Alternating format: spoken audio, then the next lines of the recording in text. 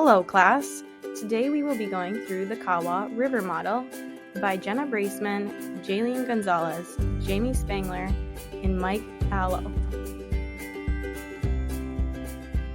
The KAWA River Model was created in the 1990s by Japanese occupational therapists who were led by Michael Iwama, a Japanese-Canadian occupational therapist and scholar. It was first published in 2006. It is a model that embraces Eastern ideas of the person being linked to the environment. The KAWA model allows for cultural sensitivity in occupational therapy practice.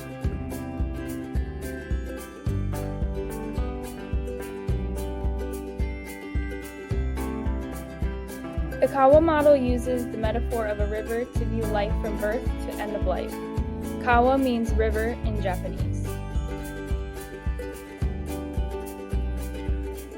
The KAWA model focuses on harmony or balance between the person and context. When the river is able to flow unobstructed, the person has achieved harmony. The 5 structures found in the KAWA model are river flow, river banks, rocks, driftwood, spaces. These we will come back to when conducting an assessment for our client.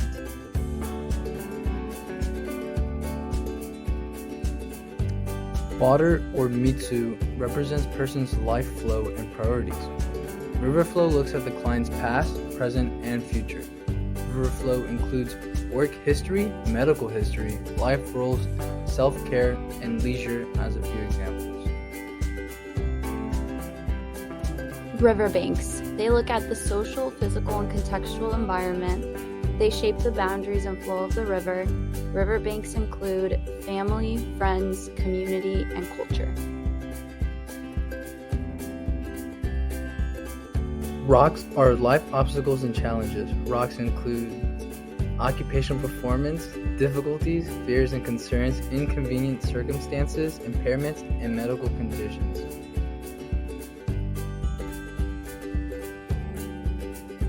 Driftwood represents influencing factors.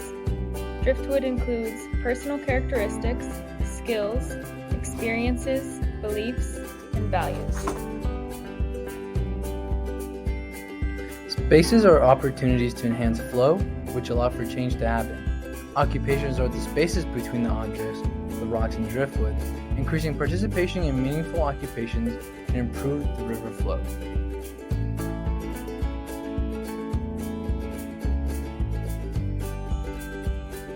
Dysfunction within the model includes congestion, large rocks, thick walls, elemental impaction, low water levels, sluggish flow, and reduces space.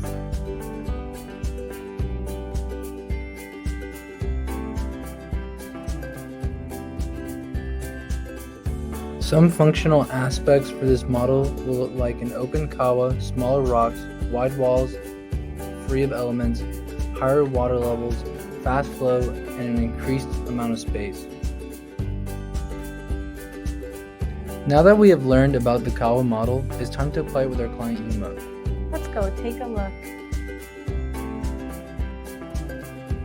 The river flow consists of life and priorities. For Yuma, this consists of obligations towards her family and her dream to become a manga artist, duties and responsibilities that come with growing up and being more independent and living life for herself.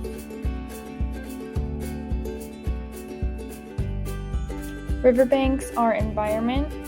Yuma is a 23-year-old living in Japan. Her mother is her main caregiver who can be overbearing and not allow her independence. Her coworker, who is also her best friend, takes credit for her work, and she is wheelchair bound and able to get around with them. Rocks consist of obstacles and challenges such as occupational performance, difficulties, fears and concerns, inconvenient circumstances, impairments, and medical conditions. Yuma has cerebral palsy. She's being put in the dark for her work because she is disabled, making it difficult to become a manga artist. Her overbearing mother causing her to lose most of her independence. Driftwood consists of influencing factors. This involves personal characteristics, our skills and experiences, our beliefs and values. Yuma longs to spread her wings and find her place in the world. She is a great manga artist with a rich imagination and a talent for drawing.